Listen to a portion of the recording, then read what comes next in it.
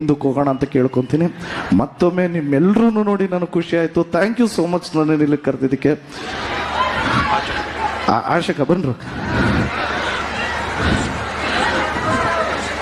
Kusuma madam, ನೀವು ಅಣ್ಣ ಬರ್ರಿ. ಶ್ರೀಮತಿ ಆಶಾ ಸುರೇಶ್ ಮೇಡಮ್ ಅವರು, ಹಾಗೇನೆ ಕುಸುಮ ಹನುಮಂತರಾಯಪ್ಪ ಅವರು, ಬರೋಣ ರಮೇಶ್ ಬರೋಣ, ಹಾಗೇನೆ ಹನುಮಂತರಾಯಪ್ಪ ಸರ್ ಅವರು ದಯವಿಟ್ಟು ವೇದಿಕೆ ಮೇಲೆ ಬರಬೇಕು.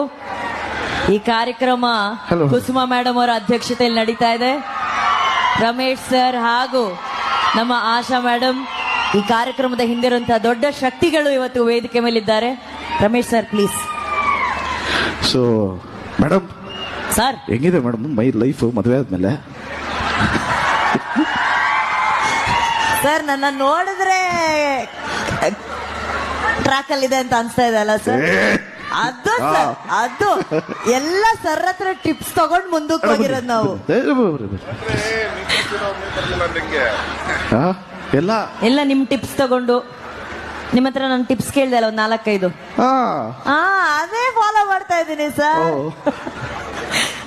ಎಂತ ಜೆಂಟಲ್ ಮ್ಯಾನ್ ಅವ್ರಂತಂದ್ರೆ, ಅವ್ರು ಆಕ್ಚುಲಿ ಎಷ್ಟು ಸಿಂಪಲ್ ಹ್ಯೂಮನ್ ಬೀಯಿಂಗು. ಅವ್ರ ಜೊತೆ ಪಳಗ್ದವ್ರು ಗೊತ್ತು ಅವರ ಸಿಂಪ್ಲಿಸಿಟಿ ಏನು ಅಂತ ಹೇಳಿ. ಇವತ್ತಷ್ಟು ಸಿಂಪಲ್ ಆಗಿ ವೇದಿಕೆಯಲ್ಲಿ ಎಲ್ಲರ ಜೊತೆ ಒಂದು ಶಕ್ತಿಯಾಗಿ ನಿಂತಿದ್ದಾರೆ ಧ್ರುವ ಸರ್ ಅವರು. ಅವ್ರು ಹೇಳಿದ್ ನಿಜ, ನಾವು ಹೋಗಿ ಎಲ್ಲೂ ಜಗಳ ಆಡೋದಲ್ಲ. ನಾವು ಜಾಸ್ತಿ ಕನ್ನಡ ಬಳಸಿದ್ರೆ ಸಾಕು, ಕನ್ನಡನೇ ನಮ್ಮನ್ನ ಬೆಳೆಸುತ್ತೆ. ಅದಕ್ಕೆ ಆದಷ್ಟು ಕನ್ನಡವನ್ನ ಬಳಸೋಣ ಬಳಸೋಣ ಬಳಸೋಣ. ಸರ್ ಎಲ್ಲಾರು ಒಂದ್ ಪ್ರಶ್ನೆ ಕೇಳ್ತಾ ಇದ್ದಾರೆ ಧ್ರುವ ಸರ್, ಕೇಳಿ ಯಾವಾಗ ಸರ್, ಕೇಳಿ ಯಾವಾಗ? ಕೇಳಿ ಅತಿ ಶೀಘ್ರದಲ್ಲೇ. ನಂದು ಆಸ್ ಅನ್ ಆಕ್ಟರ್ ನನ್ನ ಕೆಲಸ ನಾವು ಮುಗಿಸ್ಬಿಟ್ಟಿದೀವಿ ಮೇಡಮ್.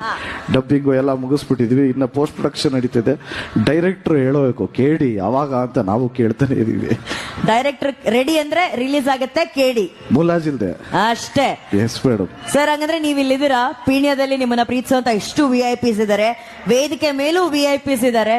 ನಾವ್ ಯಾಕೆ ಕೇಳಿಯ ಒಂದು ಝಲಕನ್ನ ನಮ್ಮ ಪೀಣ್ಯದಲ್ಲಿ ನೋಡಬಾರ್ದು? ಪಾಸ್ ಆಗ್ಬೇಕು. ಮತ್ತೆ ಹೆಣ್ಮಕ್ಳು ಪಾಸ್ ಆಗ್ತಾರೆ, ಗಂಡ್ಮಕ್ಳು ಸ್ವಲ್ಪ ಗಾಡಿ ಹಿಡಿತಿರ್ತಾರೆ.